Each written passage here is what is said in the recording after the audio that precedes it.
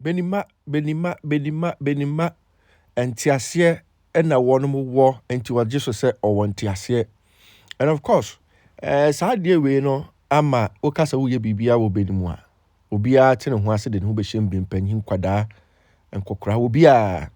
na mamena eye yewura kwabena siama dodo no afre no osebo na osebo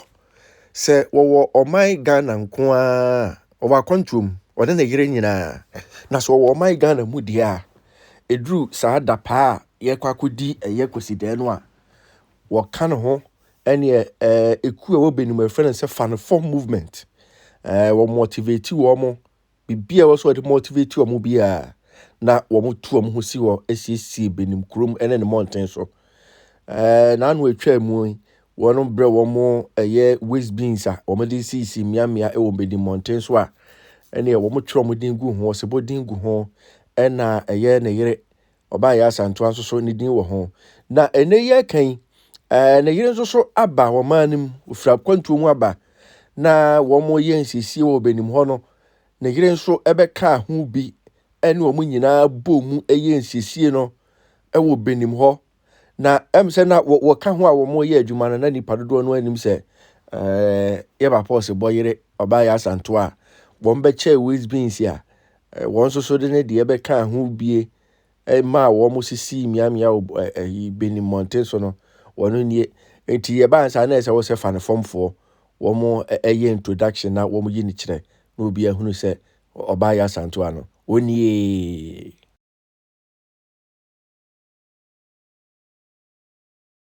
Madika ka se ene ye beda ye maame adi ade a kire kuma no obu ho ana wonim anase wo se ho bi abefra mu ana ho so ba ya so do so nti wuntimi hu se ewei ana ewei sanity because you heard that business is one na wo hedi na ebo ho na hu se maame ya santo abi wo ho but maame ya santo ano dodo na so enim se oni anase oni enti madawroma ani die kwa so maame we dey se obama yemusu na ekroma ye de wa kire o ma ha sa pe popo sama no aha nai enti maame madawroma ukoma ana ewo ho no aha sa ebi so ana ewo ahanum sim no sanity enti ekoma madawroma ya maame ya santo a esusuni ejasebo aha ejasebo so e wokene no ya maame wo amono ne country be ya o UK okay maame wo UK ana ejasebo esuso ewo UK omu nyina so every prom ha ye ana omu nyina beta dwumadi na chi amana ye kama pa enti maame ukroma fanfo movement na wate ho asem wo hon bebre no ye na ye ni ana ekoma madawroma e maame ya santo mo se ni din bo das bis ni nyina woni dwumadi a ekoso ni nyina so pampa so sa ha na ye se sa eno ti se ne dwumadie no esikoye na fi de na die na chese empanyimfo na nanom dodo no a do mo ho abeta chire a wono mo boa emadwumadie no ekoso e obenim ho sei na efe se obi a betu ne ho asi wona wasiesie na ye ne opanyi ba kwa wonde wo se ba besuai na wa ya kire na nanom e obenim wo so ode ne ho bagi mu dwumadie bia wo hwa aboa na benim ate na ayefe ankobia hene a wo ba sa ya enche bia oba be ankobia hene adwode ayo ene yo nana also wo haidie na ye musa wo so ye kesi me ko bi na manka bi die na ye se ha antwaye nti na wadawroma de opese wo so kama kuruma tie nyina na wadawroma akwan wo ho wetimi ama ya so ati asede di ka dwema na kokko twedi am se wabo nyina ho bai na bihia na dwumadi bia damakoma so yi pa eni ntan finkran e baaye se de me nuanu nyina aka no yewura so bone no kani la sedamo mo pa be npro ye kura se bi so firi mu a na wo ahode kese pa e ni pa kese eni se de ya nana no mpenfo di kaka e nyina nka bom mama na ne obia ya ufi bin mana bin akoma da wo so de na sa bin da wo so no omode ana bra me nyina ye nka bom nsisi ko ani tin finkran beta wo machi so da mpenfo nyina ase so mo so omanya sa adwen na boa ye nyina ye hwa me yekuru atumpo do mo ase afi oba ya santo a ne maame ofiri mu akyeye pa nti wo ba afie na wo mo ye adwuma bibia wie na ose da bi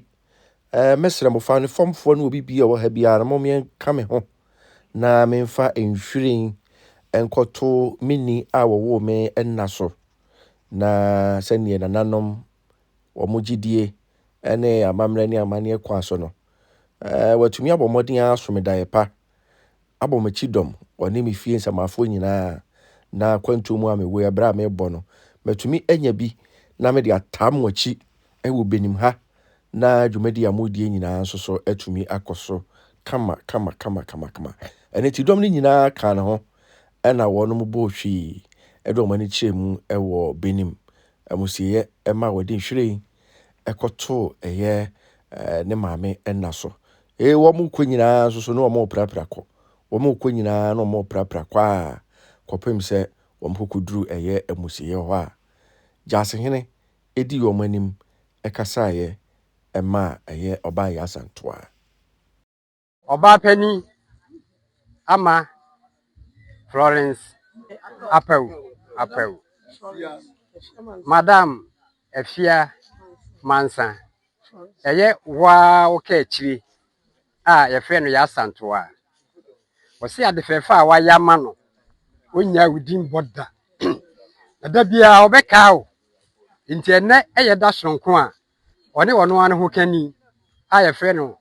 osebo idin ade fe na ne biesiama one fanfam movement say ye hwe adefefa a wa ya wo ma oba ya santo a ene wogina ho ene abusian nyina anam ede flower ode ebe hyew animunyam se onya within border na da bia nso obeka o na ne wabeduru hanom a na wo se wo ba wo na so na obeka o nti uba ya asantoa ese ukurani nsem enhwen adefefei ode maw se da bia wo bebia wani bia uhunu nhwen a na hu se eye wo dofo pa ya asantoa ene de saa nhwen e maw ode na busia nyina ene owura ye fe no owura osebo adodo na afa ni biesiama ene fanfa movement ene ne dai uhu ye se ye de flower fefi ye de be hyew animunyam enti so uhu ye a na de fefa wa ya ma wo ba ya asantoa ene wo be hyew animunyam anopai dada mo ase